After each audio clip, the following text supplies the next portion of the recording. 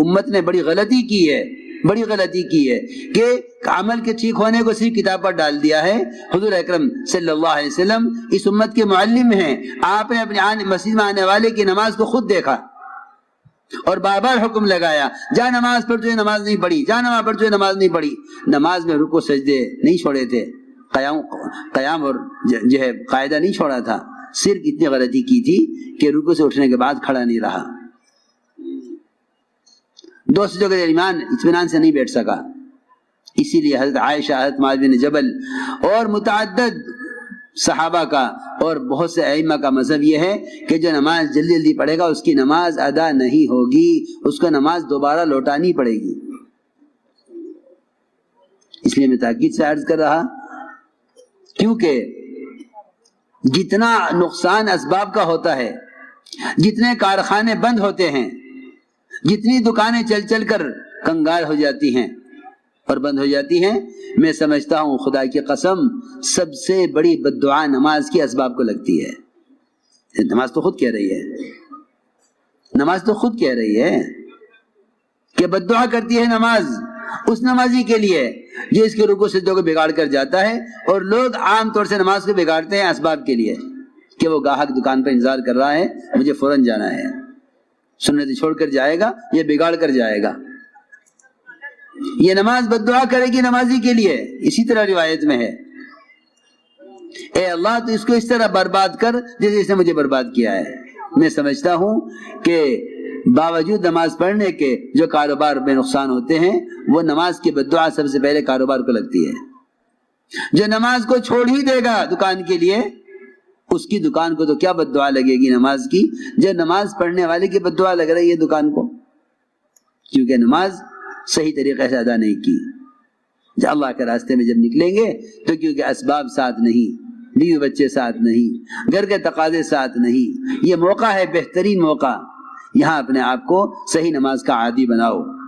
ائمہ اکرام کو چاہیے کہ اپنی مساجد میں اس کا اہتمام کریں، کہ نماز کا حلقہ قائم کریں، نماز سکھلائیں، پھر نماز رکوع کرنا سکھلائیں، سجدہ دیکھیں۔ خود اپنی نماز سے، ائمہ کو چاہیے خود اپنی نماز سے صحیح نماز پڑھ کر دکھلائیں، نماز صحیح پڑھائیں، وہ عوام کی مشغولی کی رعایت نہ کریں۔ آج کل یہ ایک غلط فہمی پیدا ہو گئی ہے عام طور سے مسلمانوں میں کہ نماز ہلکی پڑھاؤ کیونکہ پیچھے بھائی وہ ہیں، تاجر بھی ہیں، ضرورت مند بھی ہیں اور مشغول لوگ بھی ہیں۔ جی ہاں، یہ بیچارے ایسے ناواقف اور علم سے ایسے پیدل نکلے کہ انہوں نے نمازوں میں مسنون قرات بھی چھوڑ دی جلدی کرنے کے لیے، رکوع سجدوں کا اطمینان چھوڑ دیا۔ کہتے ہیں من اما بقوم فلیخفف، نماز ہلکی پڑھانی چاہیے۔ انہیں معلوم نہیں کہ حضور اکرم صلی اللہ علیہ وسلم نے ہلکی نماز کے پڑھانے کا حکم کب دیا تھا؟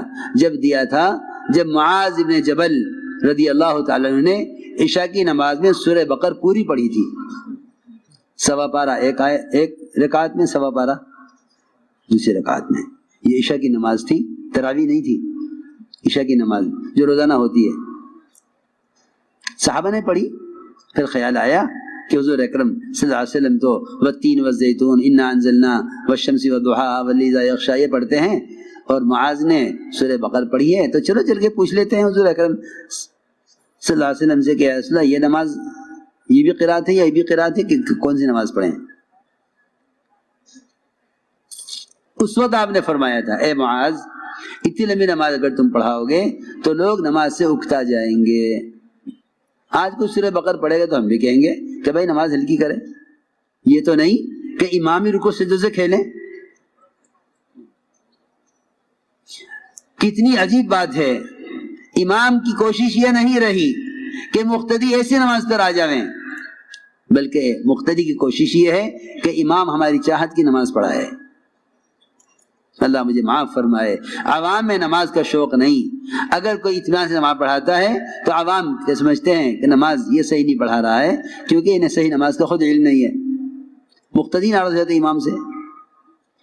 اس لیے کہہ رہا ہوں تبلیغ میں نکلنا کوئی چلہ پورا کرنے کے لیے نہیں، بلکہ اپنے اسباب اپنے مشاغل سے نکلے اس لیے ہیں تاکہ مستقل عمل کے ماحول میں رہ کر عمل سے مناسبت پیدا کریں۔ لمبی لمبی نمازیں پڑھنے کی مشق کرو، سجدے میں سر رکھو اس یقین کے ساتھ کہ میرا سر رحمان کے قدموں کے درمیان رکھا ہوا ہے۔ تم بیوی کے سر میں گود میں سر رکھ کے لیٹے ہوئے ہو، کوئی آ جائے کتنی ناگواری ہوگی، کتنی ناگواری ہوگی کہ میں بیوی کی گود میں سر رکھ کے لیٹا ہوں، سکون سے لیٹا تھا، کوئی دروازہ کھٹکھٹا دے کیسا غصہ آئے گا، کیسی ناگواری ہوگی، یہ کیا وقت ہے آنے کا، یہ کون آ گیا اس وقت۔ اگر سجدے میں یقین کرو کہ میرا سر اللہ کے قدموں کے درمیان میں رکھا ہوا ہے تو جی چاہے گا اٹھانے کو، کیونکہ یقین ہی نہیں ہے۔ خبر نہیں امام صاحب کتنی مرتبہ سبحان ربی الاعلیٰ پڑھ رہے، اتنی دیر میں تو 2 سجدے ہو جاتے۔ نماز سے مناسبت نہیں رہی، نماز سے مناسبت ختم ہو گئی ہے۔ اس مناسبت کے پیدا کرنے کے لیے اللہ کے راستے میں نکالا جاتا ہے کہ نکلو اپنے مشاغل سے، اپنے اسباب سے، اپنی کمائی کے نقشوں سے نکلو باہر، باہر نکل کر مشق کرو صحیح نماز کی۔ اس طرح لمبے لمبے رکوع سجدے کرنے کا اپنے آپ کو عادی بناؤ۔ نفس کو کچلنا پڑے گا، اور نفس کے کچلنے کا سب سے زیادہ مؤثر عمل وہ رات کا قیام اور تہجد ہے۔ ہم جماعتوں میں نکلتے ہیں، میں نے کل بھی کہا مشورے والوں سے، میں نے کبھی دل چاہتا ہے کہ ہمارا سارا اجتماع گاہ رات کو فجر کی اذان سے گھنٹہ بھر پہلے ایسی ہو جیسا دیکھنے والے سمجھے شاید مغرب کی نماز ہو رہی ہے، عشاء کی نماز ہو رہی، ایسے رات کو تہجد پڑھیں سب۔ ایسا تہجد کا منظر دیکھا، ہندا جیسی سنگ دل عورت حمزہ کا کلیجہ چبایا، اس منظر کو دیکھ کر ابو سفیان سے کہا ابو سفیان ایک طرف ہٹ جا، میں نے تو اسلام قبول کر لیا، رات کا صحابہ کی تہجد کا منظر جو میں نے دیکھا تو نے نہیں دیکھا۔ یہ تھا اصل کام۔ یہ صحابہ اس طرح اپنے آپ کو خروج کے زمانے میں اس طرح مقام پر رہتے ہوئے تہائی رات مسجد کے لیے ایک حصہ مسجد کو دیتے تھے۔ وہاں یہ نہیں کہ مسجد میں تالا لگا تو نماز ہو چکی، خدا اس زمانے میں مسجد میں تالے لگتے اس لیے ہیں کہ مسلمان کو نماز کے علاوہ مسجد کو وقت دینے کا علم ہی نہیں ہے، اسے معلوم ہی نہیں کہ نماز مسجد کا ایک ضمنی عمل ہے۔ اصل مسجد کا عمل تعلیم کے حلقے تھے، مسائل کا سیکھنا تھا، ایمان یقین کے حلقوں میں بیٹھنا تھا، اس درمیان نماز کھڑی ہو جاتی تھی تو وعدوں کے یقین سے نماز پڑھتے تھے، مسائل کے دھیان سے نماز پڑھتے تھے۔ اس زمانے میں مسجد صرف نماز کے لیے رہ گئی ہے، یہی وجہ ہے کہ نماز پر جہالت غالب ہے، اور اکثر وقت مسجد اکثر وقت بند رہتی ہے۔ اگر کوئی تقاضا پیش آ جائے، کوئی مسافر گزرنے لگے تو اسے مسجد میں نماز کی جگہ نہیں ملتی کہ وہ تالا بند ہے کہ نماز ہو چکی جاؤ۔ حالانکہ ابن عباس فرماتے ہیں نماز ہو چکے فانتشروا فی الارض وابتغوا من فضل اللہ، نماز کے بعد پھیل جاؤ مسجد میں علم کے حلقوں میں۔ ابن عباس یہ فرماتے ہیں کہ اس سے طلب علم مراد ہے، طلب رزق مراد نہیں ہے۔ میں تو اللہ سے دعائیں کرتا رہتا ہوں، کہتا رہتا ہوں کاش یہ ہمارے سال لگائے ہوئے بجائے اس کے کہ اگر کسی مدرسے میں تقرری ملے تو پڑھاویں ورنہ تجارت کر لیں۔ کتنی نکمے پن کی بات ہے۔ اللہ نے تمہیں علم دیا ہے، تم مسجدوں میں علم کے حلقے قائم کر لو، محلے کے لوگ آویں، تم سے مسائل پوچھیں، تم سے نماز سیکھیں، تم سے اپنے گھریلو مسائل آ کے تم سے پوچھیں۔ یوں دل چاہے کہ ہر مسجد مدرسہ بن جاوے، یہ دل چاہے ہر مسجد مدرسہ بن جاوے۔ اتنے علماء فارغین ہیں، اگر ہر عالم معلم بن جاوے تو امت سے جہالت ختم ہو جاوے، جیسے ہر مالدار زکوٰۃ دینے والا بن جاوے تو امت سے فقر ختم ہو جاوے۔ مگر یوں سوچتے ہیں کوئی ہم سے پڑھنے کے لیے آئے گا تو سوچ لیں گے، کوئی ہمیں پڑھانے کے لیے بلائے گا تو پڑھا دیں گے۔ حالانکہ یہ انبیاء کے وارث تھے، ان کے پاس علم اللہ کی طرف سے امت کی امانت ہے، اس امت تک پہنچانا علماء کے ذمہ ہے۔ یہ تو نہیں کوئی گاہک آئے گا تو دکان کھول لیں گے، تم دکان کھولو گے تو گاہک آئے گا۔ تم علم کا حلقہ قائم تو کرو مسجدوں میں، تم علم کا حلقہ قائم کر کے بیٹھو گے، اللہ تعالیٰ نے جی کے لیے ہدایت مقدر کی ہے، اللہ انہیں بھیجیں گے تمہاری طرف۔ اس طرح مسجدوں میں تو میں نے عرض کیا کہ اللہ کے راستے میں نکل کر رات کے قیام اور تہجد کا خوب اہتمام کیجو، خوب اہتمام کیجو۔ تہجد 1 سال صحابہ پر فرض رہی، 1 سال کے بعد اللہ نے تہجد کو نفل کیا ہے، ورنہ 1 سال تک صحابہ نے تہجد کی نماز بطور فرض کے ادا کی ہے، جس طرح فجر، ظہر، عصر، مغرب، عشاء ادا کی جاتی ہے۔ 1 سال فرض رہی، جب صحابہ عادی ہو گئے اس کے، پھر اللہ نے اس کو نفل کیا۔ آپ صلی اللہ علیہ وسلم تھکے ہوئے ہوتے تھے، صحابی نے اپنے چہرے کو دیکھ کر کہا آج تو آپ بڑے تھکے ہوئے معلوم ہو رہے ہیں۔ فرمایا میں نے اس بیماری کے ساتھ رات لمبی 7 سورتیں پڑھی ہیں قرآن کی، لیکن ہمارے کام کرنے والوں میں تہجد کا اہتمام نہیں ہے، تہجد کا اہتمام نہیں ہے۔ دیکھیں لمبے مشورے ہو گئے، تہجد چھوٹ گئی، تھک گئے، بلکہ اب تو ایسے بے عقل لوگ ہیں کہتے ہیں کہ یہ کام بڑا افضل ہے، یہ تو تہجد ہے، یہ تو نفل ہے۔ کیسی بے عقلی کی بات، کیسی بے عقلی کی بات ہے، کیسی بے عقلی کی سوچ ہے۔ حالانکہ وہ تہجد جس سے دعوت کی بات واضح ہو جاتی کہ قرآن کہتا ہے اقوم مقیلا، کہ رات کا قیام سب سے زیادہ دعوت کی بات کو واضح کرنے والا ہے، قرآن میں ہے اقوم مقیلا، کہ رات کا قیام اور تہجد دعوت کی بات کو واضح کرا دے گا، صحیح بات دل میں ڈالے گا۔ اور یہ فرمایا آگے ان لک فی النہار سبحا طویلا، کہ دن بھر دعوت کے کارناموں میں، دعوت کے تقاضوں میں اللہ کی مدد آپ کے ساتھ ہوگی اگر آپ رات کے قیام کا اہتمام کریں۔ اور سب سے زیادہ نفس کو کچلنے والا عمل ہے رات کا قیام۔ فرمایا اشد وطئا، کہ نفس کچلا جاتا ہے رات کے قیام سے۔ تو اس لیے تہجد کا خوب اہتمام کریں، تہجد کو اپنا معمول بنا لیں، اس میں رزق کی وسعتیں ہیں۔ تم جا کے اگر یہ نہیں کرو گے تو خدا کی قسم رزق کی وسعتیں سود میں دیکھو گے، جھوٹ میں دیکھو گے، جا کے حکام سے اپنے لیے سود یا قرضوں کے مطالبے کرو گے۔ اگر رات کے تہجد اور قیام سے اور رات کو سونے سے پہلے سورہ واقعہ پڑھ کر اللہ سے کہ خزانہ تعلق قائم نہ کیا تو پھر تمہیں غیروں کی خوشامد کرنی پڑے گی حرام اسباب لینے کے لیے، اللہ کی خوشامد کرنی چھوڑ دو گے حلال اسباب لینے کے لیے۔ اپنے رخ کو بدلو، طبیعتوں کو بدلو، نکلو اس اسباب کی زنجیروں سے، آؤ اعمال کی حقیقت کی طرف، آؤ اعمال کی حقیقت کی طرف، اپنے آپ کو تہجد کا عادی بناؤ۔ اس طرح ہمیں رات کے قیام کا اہتمام کرنا ہے۔ عمل کی قیمت دلوں میں اترے گی جب تعلیم حلقوں میں جم کر بیٹھیں، جب تعلیم حلقوں میں جم کر بیٹھیں گے تو پھر عمل کی حقیقت دلوں میں اترے گی۔ یہاں بازار میں جم کر بیٹھا ہوا ہے، آج ایک چیز خریدی، 4 مہینے کے بعد خریدے گا، کہے گا کہ کیوں 100 روپے بڑھ گئے، پچھلی دفعہ لی تھی 200 روپے کی تھی، اب 300 ہی کیوں دے رہے ہو؟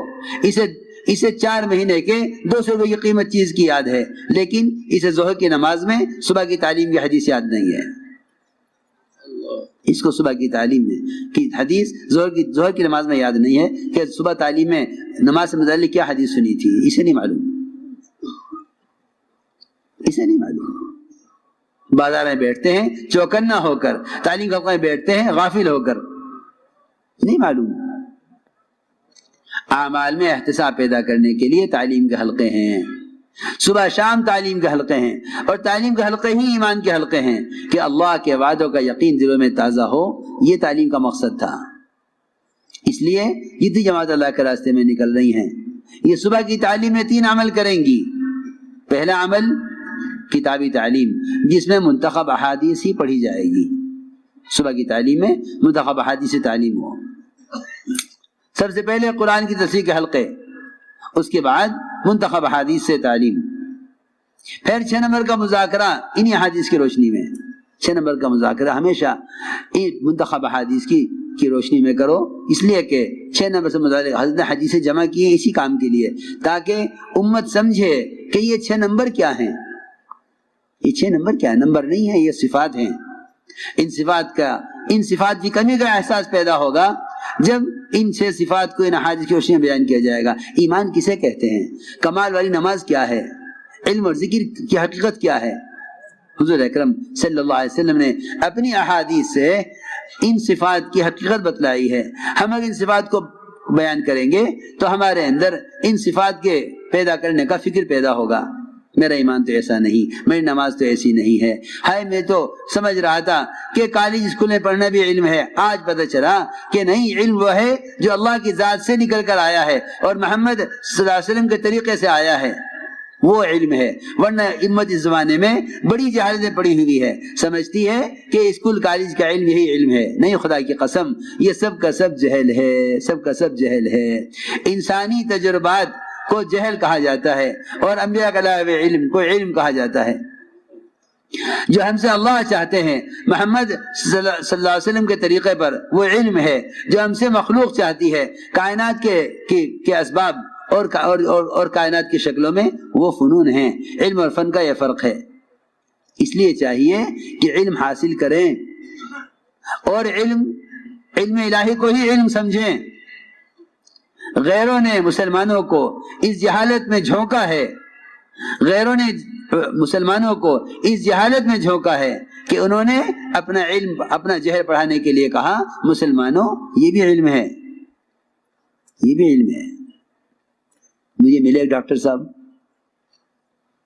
کہ جی میں چین جا رہا. کیوں؟ کہ ڈاکٹری پڑھنے کے لیے. اچھا. پوچھا میں نے، مجھے تو خبر تھی نہیں کیا ہے. میں نے کہا کہ یہاں نہیں ہوتی ڈاکٹری. اوہو، ایسی جہالت، ایسی جہالت، ایسی جہالت، ایسی جہالت. کہنے لگے میں نے حدیث میں پڑھا تھا کہ علم سیکھنے کی چین جانا پڑے تو چین جاؤ. ایسے جاہل، ایسے جاہل. علم سیکھنے کی چین جانا پڑے تو چین جاؤ، ایسے جاہل. میں نے کہا کہ اچھا تم مجھے سورہ فاتحہ سناتے جاؤ. واللہ اس نے مجھ سے یہ کہا میں نے سورہ فاتحہ نہیں سیکھی. دیکھ لو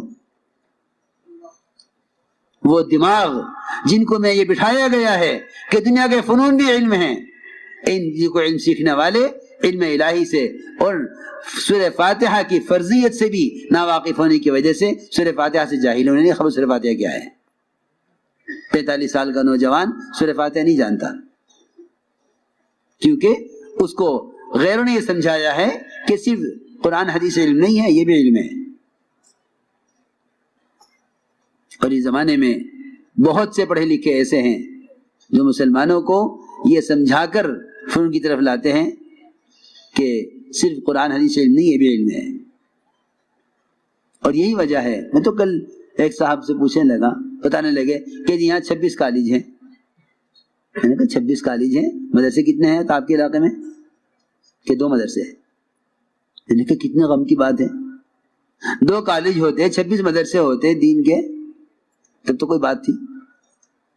میں سمجھ گیا کہ تم راجستھان والوں کو دنیا کما کر غیروں کی طرح دنیا کی زندگی بنا کر اس میں تمہیں کامیابی نظر آتی ہے، آخرت سامنے نہیں ہے. آخرت سامنے ہوتی تو 2 کالج ہوتے، 26 مدرسے ہوتے. کیوں نہیں ہر علاقے میں مدرسہ قائم کرتے؟ کیوں نہیں ہے متخرجین علماء یہ ہر جگہ علم کے مراکز قائم کرتے؟ کیوں نہیں تم ہر مسجد کو مدرسہ بناتے؟ 26 کالج 2 مدرسے. اس کا مطلب صاف یہ ہے کہ تمہاری اکثریت جہل کی طرف جا رہی ہے، اکثریت جہل کی طرف جا رہی ہے.